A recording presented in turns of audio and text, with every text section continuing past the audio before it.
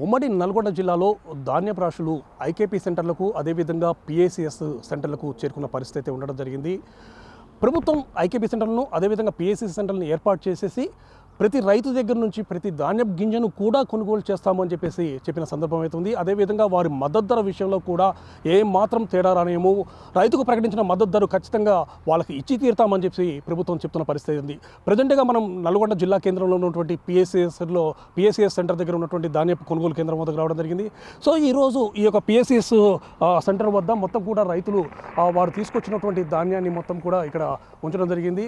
నిన్న సాయంత్రం కొద్దిగా వర్షం రావడం వల్ల కొంత ధాన్యం అనేది కొద్దిపాటు తడిచిన పరిస్థితి ఇక్కడ ఉన్నట్టు మనకు తెలియవస్తుంది. సో ఆ విధంగా తడిచిన ధాన్యాన్ని రైతులు ఆరబెట్టేసేసి వాళ్ళు మళ్ళీ వెంటనే కూడా ఆ పిఏసిఎస్ సెంటర్లో ఈ ధాన్యాన్ని అమ్మాలని చెప్పి చూస్తున్నారు.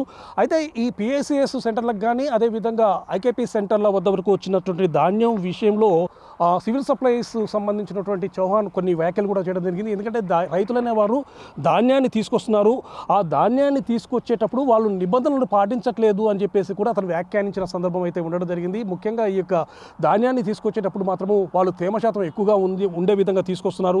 అదేవిధంగా బియ్యము కాని సమయంలో కూడా ఆ యొక్క వరిని కోసేసేసి ఆ ధాన్యాన్ని కూడా తీసుకొస్తున్నారు. ఆ విధంగా తీసుకొస్తే మద్దతు ధర ఏ విధంగా ఇస్తామని చెప్పేసి కూడా చౌహాన్ చెప్పిన సందర్భం అయితే ఉంది.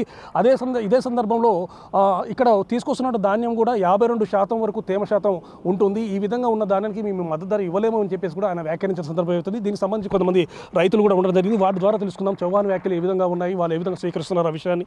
చెప్పండి, ఈరోజు సివిల్ సప్లైస్ సంబంధించి కమిషనరు వ్యాఖ్యలు చేయడం జరిగింది. మీరు ఈ ధాన్యాన్ని తీసుకొచ్చేటప్పుడు తేమ శాతం ఎక్కువగా ఉన్న ధాన్యాన్ని తీసుకొస్తున్నారు, అదేవిధంగా బియ్యం తయారు కాకముందే ఆ వరి పొలాన్ని కోసి మీరు తీసుకొస్తున్నారని చెప్తున్నారు. ఇది కరెక్టేనా? కరెక్ట్ కాదండి. ఇది యాక్చువల్గా మేము వడ్లు అయ్యాకనే అన్నీ తీసుకొని వస్తున్నాం. తీసుకొని వచ్చినాక ఇక్కడ ఎంత మ్యాచ్ అని ఉండనని కానీ ఆరబెడుతున్నాం. ఆరబెట్టినాక సారు ఏఓ గారు వాళ్ళు చూశాక 17% ఉంటేనే కొనుగోలు. అప్పుడు తూర్పాల పెట్టించి కానీ ఏదైనా ఉన్నప్పుడే ఆ లారీలకు ఎత్తిస్తున్నారు. కానీ ఈ 52% ఉన్నాయి ఈ ధాన్యం కానీ గింజలు తీసుకొస్తే రైతు లాసిపోతాడు అని మేము అంటే బియ్యం కాకముందే రైతు మేము బియ్యం కాకముందుకి ఏం దేము, వడ్లు అయినాకనే మంచిగా తీసుకొని హార్వెస్టర్ తోటి కోసి తీసుకొని వస్తున్నాం. ఇక్కడికి వచ్చాక మంచిగా ఎండబెట్టుకున్నాక 17% తేమ ఉంటే మాత్రమే వాళ్ళు కొనుగోలు చేస్తున్నారు. దానికి తగ్గట్టు మద్దతు ధర ఇస్తున్నారు. ఇంకో విషయం ఏంటంటే హార్వెస్టర్తో కోసి డైరెక్ట్ తీసుకొచ్చి అమ్మేస్తున్నారు అని చెప్పి లేదు అలా ఏం లేదు. ఇక్కడ వాళ్ళు తీసుకునేటట్టు లేదు, తెస్తున్నాం ఇడికి. ఎందుకంటే మాకు డబల్ ఛార్జెస్ పడతాయని, మాకు కళ్ళాలు ఉండక ఇక్కడనే పట్టాలు పోసుకొని ఎండబోసుకొని ఇక్కడ మా సీరియల్ వచ్చినప్పుడు సార్ తోటి చూయించుకొని 17% తేమ ఉంటేనే వాళ్ళు ఓకే అని యాక్సెప్టెడ్ అంటేనే అప్పుడు లారీలకు తరలిస్తున్నారు. కానీ మామూలుగా 17 కన్నా 1% ఎక్కువ కొనుగోలు అయితే చేస్తలేరు. అది ఇప్పుడు చౌహాన్ చేసిన వ్యాఖ్యలు మాత్రం సార్ చేసిన వ్యాఖ్యలకు నేను సమర్థిస్తలేను. అదైతే కరెక్ట్ కాదు.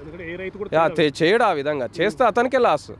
ఆ ఒడ్లు కానీ తీస్తే ఆ మిషన్ల నుంచి వెనకకే పోతాయి, ఇక్కడికి రాలేవు, ఆ గైడ్లనే పోతాయి. అది కోత కూడా జరగదు. ఇది రైతు చెప్తున్న విషయము. ఆ విధంగా అంటే బియ్యం కాని రీతిలో వడ్లను కోసి తీసుకొస్తే ఆ బియ్యం అనేది ఆ వడ్లు అనేవి దేనికి కూడా పనికి రాకుండా పోతాయి. ఆ విధంగా చేసినా కూడా ఒకవేళ మీ ప్రజెంట్గా చూస్తే హార్వెస్టర్ ద్వారా కోసినా కూడా ఆ వడ్లు అనేవి ఆ మిషన్లోకి రావు, ఆ విధంగా కట్ కావు. అది తీసుకొచ్చినా కూడా ఒకవేళ మేము చేకటింతో తీసుకొచ్చినా కూడా అవి నిరర్థకంగానే ఉంటాయి. ఏ రైతు కూడా ఆ బియ్యం కానటువంటి వడ్లను మాత్రం తీసుకురాడు, చేయడు. ఆ విధంగా చేస్తే రైతుకు నష్టం ఉన్న పని రైతు ఎందుకు చేస్తాడని చెప్పేసి కూడా ఒక రైతు చెప్తున్న పరిస్థితి అయితే ఉంది. ఇప్పుడు మీరు ఈ పిఎస్సి సెంటర్కు ధాన్యం తీసుకొచ్చారు.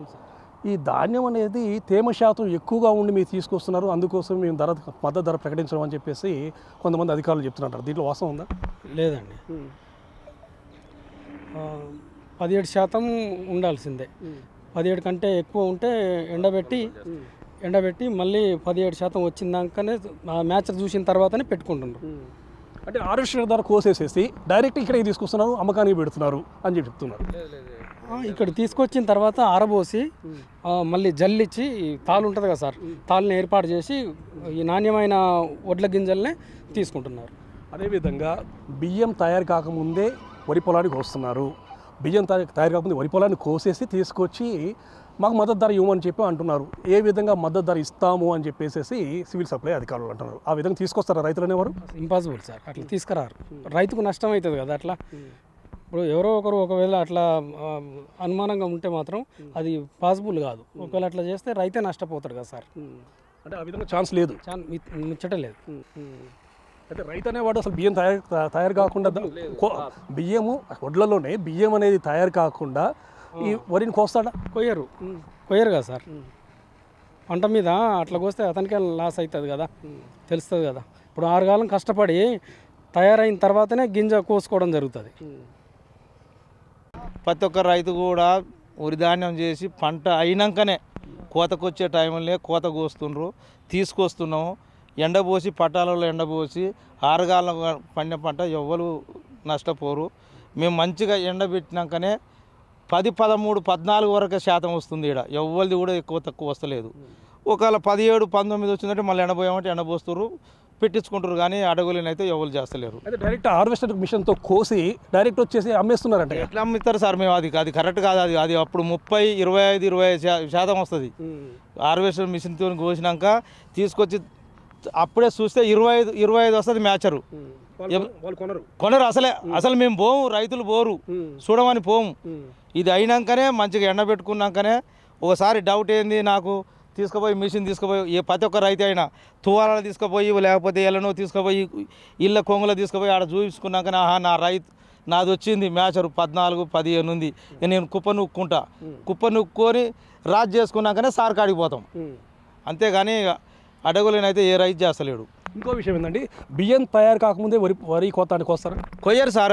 అది రైతుకే నష్టం. ఎందుకంటే బియ్యం పచ్చదనం ఉన్నప్పుడు ఒట్టిగా ఎండ పెడితే మొత్తం తాళే అవుతుంది. అది రైతుకు నష్టం తప్ప మిల్లర్కి ఉండదు. రైతుకే నష్టం. అట ఎప్పుడు కోయం సార్, అట్లా ఏ రైతు కోయడు.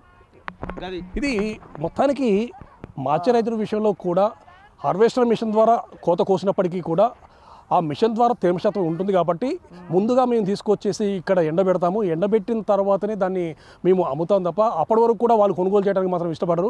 తేమ శాతం 17% కన్నా తక్కువ ఉన్న తర్వాతనే వాళ్ళు కొనుగోలు చేస్తున్నారు. ఎవరు కూడా ఏ రైతు కూడా బియ్యం తయారు కాని గింజను మాత్రము ఆ పొలాన్ని మాత్రం కోయడు. ఆ విధంగా చేస్తే రైతుకే నష్టం వాటిల్లు తప్ప మిగతాది ఏముండదు. కాబట్టి అధికారులు ఈ విధంగా కొన్ని రకాల ప్రకటనలు చేయడం మాత్రము ఇది కరెక్ట్గా లేదని చెప్పేసి కూడా రైతులు చెప్తున్న పరిస్థితి ఉండడం జరిగింది. నల్గొండ నుండి కెమెరామెన్ రవితో పుల్లారావు, బిగ్ టీవీ.